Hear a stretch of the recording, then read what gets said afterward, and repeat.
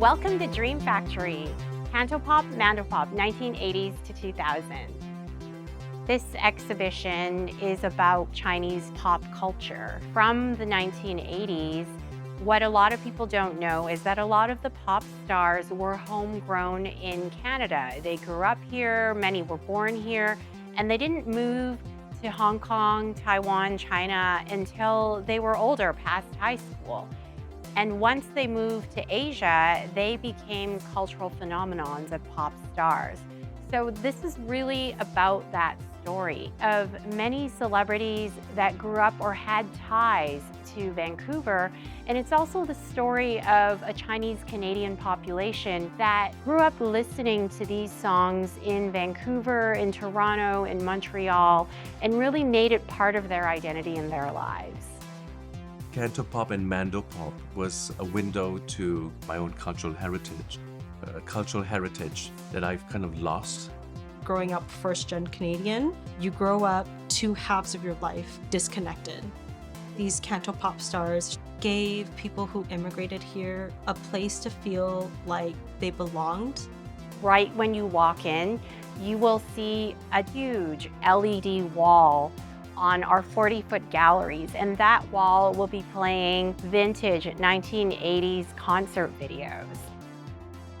There is a custom-built karaoke stage by international artist Ming Wong. We decided to create a space that's immersive, that you can enter it like a spaceship, surrounded by laser discs, which are the medium of karaoke and Cantopop. There are commissioned paintings by the Vancouver artist Ho Tam. I spent a lot of time listening to their music when I was a teenager. The painting is almost like my conversation with the person. And there are bespoke custom costumes made by 6 Chinese-Canadian fashion designers, all based in Vancouver, and really reimagining the concert costume of the 1980s. Everything from over 100 peacock feathers to sequins to velvet robes to a beautiful, gorgeous wedding dress. They are loud in the best possible way. It tells you everything you need to know about that person, who they are, or the story that they're trying to tell.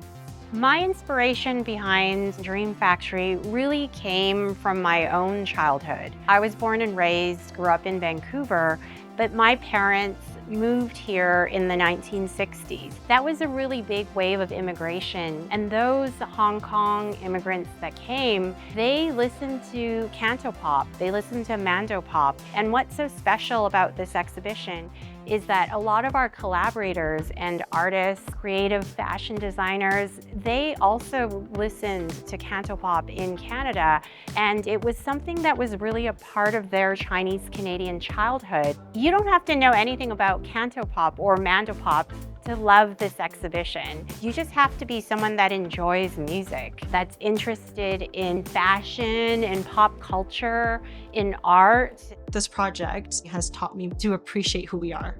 We are allowed to take up space, and we are allowed to exist in all parts of the world. I'm really hoping when visitors come to the exhibition that they will understand that Chinese-Canadian culture was a big part of pop culture in the 80s, 90s, even today.